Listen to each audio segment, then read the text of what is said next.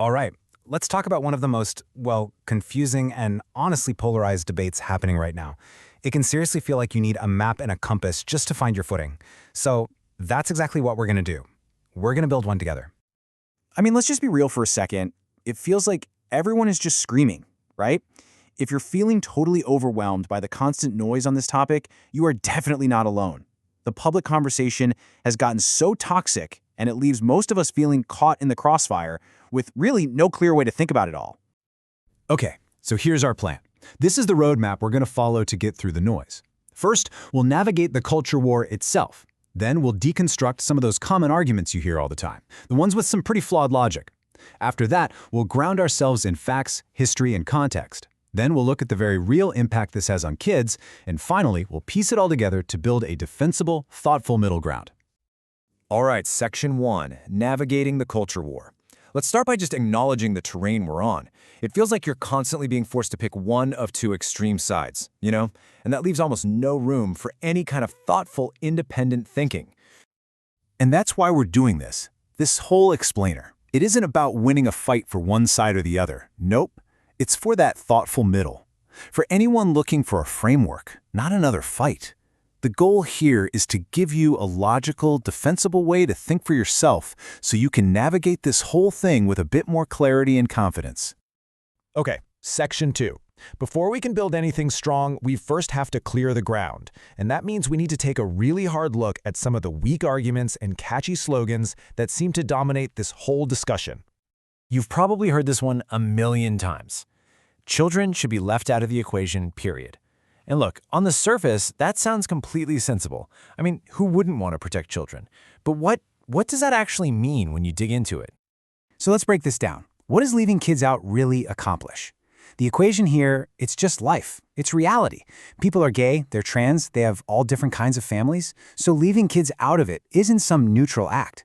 It's actually an act of erasure. It creates a default world where only one kind of identity is visible. And it teaches kids that some people, some families, should just not be seen or talked about. Okay, here's another one you've probably seen floating around online, the cat analogy. Sometimes kids pretend to be animals. That doesn't make them a cat. It gets used all the time to just dismiss kids who are questioning their gender. But does it actually hold any water? This is exactly why that analogy just completely falls apart. It's confusing a temporary game, imaginative play, with something so much deeper, a persistent internal sense of self. And here's the critical part. When there's a mismatch between a child's body and that internal sense of self, it can cause profound distress. That's a real clinical condition called gender dysphoria.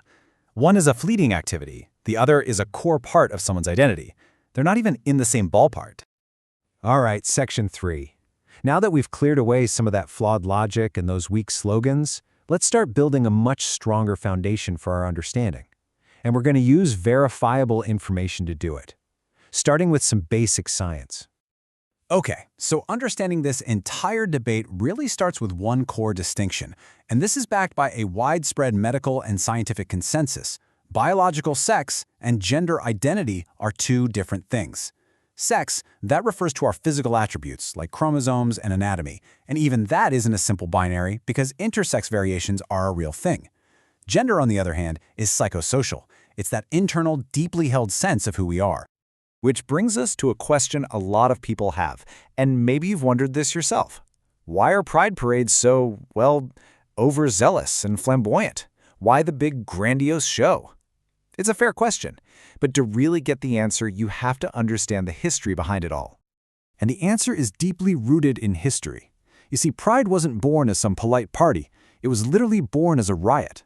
The very first Pride March back in 1970, that wasn't a celebration. It was a commemoration of the Stonewall Uprising a year earlier, where patrons of a gay bar, led by trans women of color, physically fought back against a violent, brutal police raid. So that grandiose show you see today, it's a direct continuation of that spirit of defiance and joy in the face of oppression.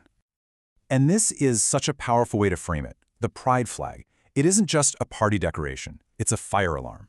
It's not some generic celebration of diversity. It's a very specific signal of solidarity against a very real, ongoing threat of erasure, violence, and legislative attacks. A fire alarm, not a party decoration. That really sticks with you, doesn't it? Okay, Section 4. Let's pivot now from these broader concepts and bring this down to a very concrete human level, because at the absolute heart of this entire debate are real kids with real dilemmas. So take this real-world scenario from an educator. You've got a 12-year-old boy who's starting to explore his feelings, trying to figure out if he's gay or something else. And he finds himself completely caught between two powerful, opposing adult ideologies. And here's the really crucial part. Both of these adults, despite being on opposite ends of the spectrum, are basically doing the same thing. They're trying to recruit this kid for their side. The conservative father creates an environment of fear. The teacher, who thinks she's helping, is actually being coercive and dismissing the child's own uncertainty. In the end, both adults are failing to do the one thing they should: protect this kid's personal journey of discovery. So what is the right way to handle this? What's the evidence-based protocol for any adult in this situation? Well, it's a cautious, child-led process. First, you just observe. Is this a fleeting comment, or is it a persistent, consistent, and insistent feeling over a long period of time? Second, you listen. You ask open-ended questions. You don't shut them down, and you definitely don't put words in their mouth. And third, you support. You create a safe space for them to explore, which means validating their feelings without forcing any kind of label or outcome on them. All right, we're at our last section. Our journey through the facts, the fallacies, and the real-world stakes has led us right here, to our final destination, building an actionable framework for a defensible, thoughtful middle ground.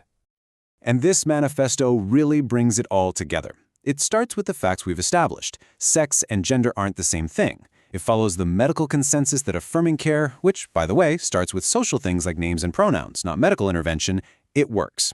But it also sets a really high standard for all of us as adults. Stop using kids as billboards for ideology. The role of families is to follow evidence-based care. The role of schools is to teach that diversity exists. And the role of communities is to support kids for who they are, not use them as mascots for a cause. And this, right here, this is the central thesis of this whole thing.